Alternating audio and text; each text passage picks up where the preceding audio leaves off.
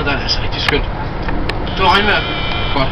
Men jeg kan faktisk godt sige, at vi har faktisk også haft 2 dage med regn i sidste uge her. Der har vi haft 2 dage med regn, men det er så også første gang, det har regnet i de her 2-3 måneder. Så det har altså været dejligt tørt hernede, og i næste uge, der siger TV2 vejrudsigten også, at der bliver sol hele ugen. Så det skal I glæde til.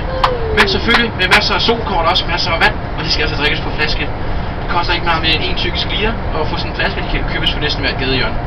Tyrkisk lire, det er møntfoden hernede, og det svarer cirka de her 3,2 danske kroner. Den varierer rigtig meget, den er rigtig ustabil, så den kan godt svinge til 3,5 og helt ned til 2,9. Men 3,2, det er udgangspunktet for den tyrkiske lire. Og selvfølgelig grunden til at sige, at I skal have på en flaske, det er fordi, at I kan ikke, det er ikke så smart at drikke det fra vandhanen af. Der er en anden slags bakterieflora, end vores mave kan tåle, så bliver vi bare syge, og det er ikke så godt, vi skal gøre det her mest ud af vores ferie. Så det må I endelig ikke drikke. Husk endelig at drikke det på flaske. Der skal også rigeligt med vand til, jo. Det er jo 1 liter per 10 grader, vi skal have drukket. Så det er i hvert fald de her 3 liter, vi skal op på i løbet af en dag her, fordi der er de her 30 grader hernede. Så det skal I bare glæde til. Og jeg kan også sige med det samme, at det skal selvfølgelig være vand. Det går ikke med øl og drinks og sådan noget. Det er altså vand, der skal drikkes og indtages. Det er bedst for kroppen. Men, og så har vi også, I har flået et lille stykke tid, og der er sådan, at tiden hernede, den er selvfølgelig anderledes end den er hjemme i Danmark. Så derfor kan jeg sige nu, der er klokken 11.39. Ja, 11.39. Og det er den tyrkiske tid. Så hvis jeg altså bestiller jeres ur efter min ur, så kommer vi ikke til at gå skævt hinanden. Og så er det også sådan, at så står jeg også det rigtige tidspunkt og venter på bussen, og jeg kommer i morgen og hende der. Jeg havde en for 3 uger siden, tror jeg. Han er så ikke glemt at, han har så glemt at stille uret, så han står og venter på bussen en time efter vi har kørt. Han var selvfølgelig sur, men det var ikke rigtigt så meget vi kunne gøre så meget ved. Så må vi bare tage ud til ham dagen efter og fortælle ham lidt ekstra, og ikke kunne det. Men så derfor, nu har jeg selvfølgelig sagt det her, så regner jeg med, at alle som så klar på tidspunktet, som der står på jeres velkomstmateriale. Og at det er sådan, at det tidspunkt, der står, det er faktisk der, hvor vi kommer og henter jer i vores busser, og så kører vi jer ned til det her sted, hvor velkomstmødet bliver holdt. For nogens vedkommende er det på Salt & Pepper, en lækker restaurant, og for andres vedkommende så er det så nede på en restaurant, der hedder Gangfrø. Kommer på hvilken side af landet I kommer til at bo på. Den rejseleder, der skal med på velkomstmødet, jamen det vil jeg faktisk ikke røbe, så kan det være, at jeg tænker, ej, vi skal ikke køre med på Philip der, så det tager vi ikke afsted til. Så det vil jeg ikke fortælle, så må I finde ud af, hvem der kommer i morgen så. Men dem I kan vælge imellem, eller dem der jeg kan sige dukker op, det er enten mig, eller min kollega Stephanie, der I så i lufthavnen, hende med det mørke krøllet hår. Og så har vi så også den sidste, hun hedder Christina, hun venter på os nede i Alanya, og I kommer til at se hende i løbet af næste uge, eller også på velkomstmøderne. Men det er Christina, hun er høj, og så er der Stephanie med krøllerne, og så er der så mig, Philip, som så er den eneste dreng i gruppen. Men det er jo ganske udmærket. Men jeg ved ikke, om I fik noget at læse det i jeres velkomstmateriale, men der er altså et udflugtsprogram, som vi kommer til at køre hernede. Og der er altså rigtig mange spændende udflugter, som I sagtens kan tage på i løbet af jeres ophold. Jeg vil bare lige sige allerede nu en lille ændring på det. Det er sådan, at der står godt nok på tirsdag, står der, at vi kører vores bådtur om tirsdagen. Det gør vi så ikke. Vi har valgt at lægge den om fredagen i stedet. Så hvis alle sammen lige skriver det bag øret, så er bådturen der som fredagen og ikke om tirsdagen, som vi står på velkomstmaterialet. Men ellers så er der også en lille velkomst i jeres velkomstmateriale, hvor vi lige har sagt velkommen til Alanya og jeres rejseleder og sådan noget. Der er så også det nummer, I kan kontakte os på. Der er sådan, at vi kan kontaktes 24 timer i døgnet, 7 dage om ugen. Og der kan I altså bare ringe til os, hvis der skulle være noget. Telefonen den er åben fra 9 til 19. Der kan I bare ringe, hvis der skulle være alt. Hvis I ikke lige kom på træf og glemte at tilvælge en udflugt. Eller hvis aircondition ikke virker, eller hvis I har lyst til at ude af værelset eller sådan noget. Så kan I bare ringe til os, så skal vi nok så hjælpe, som ude kan være. Ellers så fra klokken 19 af, så kan det være lidt svært at gøre det samme. Det kan være, at vi ikke har vores taske med os, eller vi ikke er på kontoret eller noget stil. Så der er altså så kun i akutte tilfælde eller nødstilfælde, hvor vi kan kontakte os. Ellers så, så åbner vi den altså igen klokken 9 næste dag. Det er så også en god idé at stadig huske at synkronisere ugerne, så man ikke ringer med de her times forskud her. Men det er altså vores service- og nødtelefon, og der kan jeg altså bare kontakte os på, så brug endelig den. Ellers så er vi altså også tilgængelige på det der hedder hoteltræf, og det er så der, hvor vi kommer ud til jer på jeres hoteller. Så der skal I faktisk bare møde os i reservationen, og så kan vi lige enten tage lige hyggesnak. Vi kan snakke om, hvor sjovt det var, det lå til ud for værelset, eller vi kan også snakke om nogle af de udflugter, I skal med på. Og ellers, hvis I ikke kommer til os, og hvis I ikke bestiller reservationen, så kan det måske være, at det er fordi, vi lige er ude til poolen længere. For hvis ikke I kommer ind til os, så kan det være, at vi lige er nødt til at ud og se, om vi kan finde jer ude i poolen. Så hvis I ser mig eller mine 2 dejlige kollegaer kommer gående i vores sandfarvede shorts og vores hvide polo, så må I godt lige stikke den op i vejret og lige sige, hey, vi sidder herovre, så kan vi lige komme over til at lige høre, om jeg har noget godt at fortælle, eller hvad det ellers skulle være. Ellers så kom ind i receptionen til os, så vi kan få det noget derinde i hvert fald. Men det er også noget af det, vi kommer til at høre meget om på velkomstmødet i morgen. Men når vi så sidder i receptionen, så har vi også sat vores informationsmål på højkant, og det er også den, som ligger i jeres reception på jeres hotel. Her der kan jeg så finde rigtig mange interessante informationer. Der står blandt andet, hvornår vi kommer på træf. Der står vores hoteltræffested i den. Så kan I lige se, hvornår I kan møde guiden på træf næste dag. Ellers så står der også, ligger det tidligere tal, jeg ligger det lige kommet. Men omkring torsdag, der sætter vi jo jeres afrejsetid i igen. Vi kommer til at stå bagerst i mappen, så kan I se, hvornår vi bliver hentet på jeres hotel, når I skal tilbage igen mod Danmark. Ellers så står der også lidt om de forskellige udflugter, står der også i den. Der står også lidt om nogle af de vigtige personer hernede. Der står lidt om ham med Mustafa Kemal Atatürk, som faktisk var Tyrkiets allerførste præsident. Ham står der lidt om. Der står også en lille mini-parlør, hvis I lige skulle lade nogle af de hurtige tyrkiske gloser. Der står også i den brochure for udleveret, der står også en lille parlør i, hvor I også lige kan få lidt tyrkisk gloser. Men som sagt, der er rigtig mange udflugter at vælge imellem, og jeg vil selvfølgelig også bruge lidt tid på at snakke om nogle af dem. Jeg vil ikke snakke om alle sammen, fordi at, jeg vil ikke gentage mig selv, når jeg skal have nogle af jer til velkomstmødet i morgen. Så derfor vil jeg fortælle lidt om et lille udvalg af nogle af dem, så kan jeg så få resten at vide på morgen i velkomstmødet. Men en af dem, jeg vil fortælle om, det er altså den her shoppingtur, vi har om mandagen. Og grunden til, at jeg nævner den, det er så fordi, at det er en gratis tur, så det kan man altså bare tage med på. Det er sådan, at man bliver hentet sådan cirka en 9:30-tiden, I får det på sidste tidspunkt, hvis I vil med på den. Og så skal vi altså over til nogle af de her forskellige butikker. Grunden til, at vi skal have det er så fordi, at Tyrkiet det er et land med helt fordelagtige priser. Især inden for smykker og inden for lædervarer, og også inden for brillestel og brilleglas, solbriller, hvad det ellers skulle være. Så vil jeg altså gerne have med ind i nogle af de forskellige butikker, for at se om I kan få et godt tilbud på nogle af de ting, I godt kunne tænke jer at købe.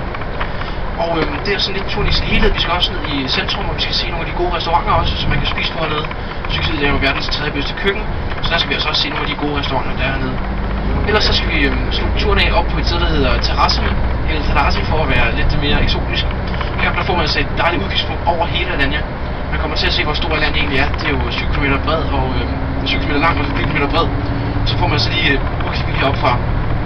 Man får også en lille sjov historie med om det her forbjerg her, som deler landet i øst og vest. Det er jeg altså også kommet til at høre meget mere om i løbet af jeres ophold. Men det er altså shoppingturen i sin helhed. Det er jo meget kort at fortælle om det, men det er fordi jeg ved, at i morgen får vi også gå lidt mere i dybden med den i hvert fald. Men den er på mandag, og den er gratis, og det er i hvert fald noget, jeg godt kan anbefale jer alle sammen at tage med på. Ellers en anden ting, som jeg rigtig godt kan anbefale, det er altså det her, der hedder det tyrkiske bad, eller det hedder hammam. Jeg ved ikke, om nogen af jer har hørt det før, jeg ved ikke, om nogen af jer har Tyrkiet før, men det er altså nogle af de ting, som man næsten skal igennem, når man kommer herned. Og det er faktisk også sådan, at jo før man kommer igennem det, jo bedre. Så næsten allerede i morgen kan man godt få anskaffet sig en tid til det her tyrkiske bad, det her hammam her. Hammam i sin essens, det består af en body peeling, hvor de tager sådan 100% hamhandske og skrubber de gamle hudceller af ens krop. Og ellers så bliver man så også, får man en skummassage, hvor det ligesom ligger sådan en dyne af skum over ind, hvor det så lige giver sådan en lille lidt massage. Det er altså hammam i sin essens, altså ligesom hovedgrupperne i hammam. Det sted her, der hedder Grand Hammam Alanya, det er selvfølgelig der, hvor vi sender til. Det er der, jeg har været, det er der, jeg kender, det er det, jeg kan anbefale. Der har de altså lidt mere end bare den her body peeling og den her skummassage. De har også nogle indledende faser, ligesom til at gøre huden klar, og ligesom til at bløde huden lidt op, så det man får, det bliver endnu bedre. Først så skal man ind i en sauna nemlig, og det er altså sådan en sauna, der er lige omkring de her 70 grader lun. Og her får man altså lige åbne porerne, man får lige smidt lidt af snavset ud af porerne, og så er man altså klar til at komme ned i det her jacuzzi bagefter.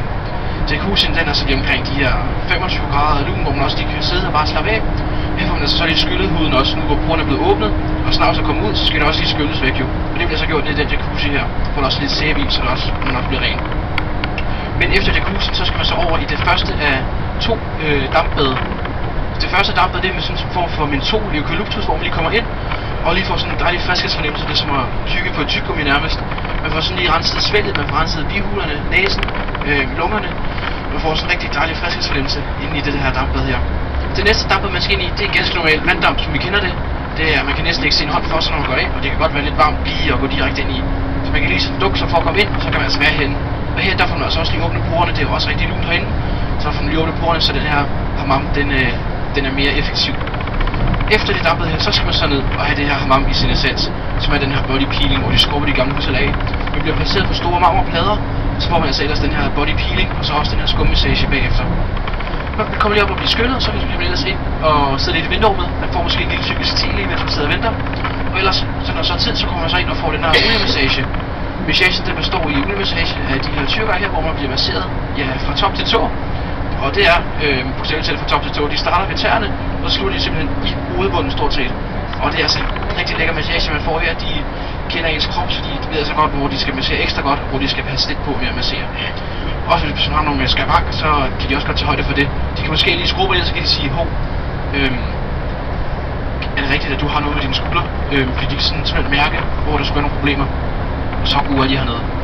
Men efter massagen, så hvis man har lyst og tid til det, så kan man lige give lidt ekstra. Så kan man få sådan en ansigtsmaske lige til at runde hele selvforkældelsen af.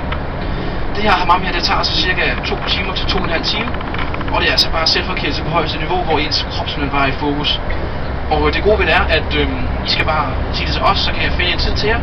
Og så kommer de faktisk ned og henter jer på hotellet, kører ned til det her hammam her, og så kører de tilbage igen bagefter. Og det koster altså ikke ekstra at blive hentet. Prisen kan vi så godt sige nu, det er 25 euro. Det er en god pris hernede i Alanya. Det kan findes rigtig mange steder, det her hammam her. Også til mange forskellige priser. Men det er så ikke alle steder, de har de her indledende faser, som det her Grand Hammam Alanya har. De har jo den her sauna og jacuzzi og de her 2 dampbad. De er ikke alle andre steder, de også har dem. Så 25 euro for at få den her selvforkælelse på højst niveau. Altså de her 2,5 timer. Det er i hvert fald penge godt givet. Grunden til, at man skal sidde hurtigst muligt, det er fordi efter sådan en omgang her, så er ens krop jo ligesom nulstillet. Og så er man altså klar til at modtage solens stråler. Og man får også en bedre og hurtigere og mere brunlig kulør efter sådan en omgang her. Det er faktisk videnskabeligt bevist. Så bare komme afsted i starten af jeres ophold søndag, måske senest mandag, kan man også godt komme afsted. Man kan selvfølgelig også godt komme afsted tirsdag. Men hvis I når at få sol inden og bliver lidt rød, så kan det godt være, det gør lidt ondt, når man skal ind og blive skubbet de gamle hudceller af. Så kom hellere afsted, inden I får alt for meget sol, så kan I op til solen meget bedre bagefter. Altså det er typisk bad hammam, og det er i hvert fald anbefalingsværdigt, både af mig og Christine og Stephanie. Det synes vi i hvert fald, at I alle sammen skal prøve. Også hvis I har prøvet det før, så synes jeg også bare, at I skal komme ned og prøve det igen. Det er i hvert fald dejligt afslappende, sådan lige søndagen efter man er ankommet med flyet, så lige kunne komme til det her hammam her og bare slappe helt af, koble helt af. Så er man også klar til shoppingturen om mandagen for eksempel, hvor man lige kan få lidt ekstra sol, når man skal gå ude under den åbne himmel. Men det er altså også en af de mange udflugter, vi har, og det er selvfølgelig uden rejsen, I skal selvfølgelig være på egen hånd der, men det er altså også en af de rigtig gode udflugter. Ellers er der også nogle andre udflugter, jeg kan fortælle om, men jeg vil ikke fortælle alt for meget lige nu jo. Det er også sådan, at vi har også et pausested, så har vi også køretid efter pausestedet. Så i stedet for at sige det hele i en bid, og så bussen er stille resten af turen, så vil jeg sådan prøve at dele det en lille smule op. Så nu så vil jeg lige være lidt for jer selv. I kan lige læse lidt videre i velkomstbrevet her.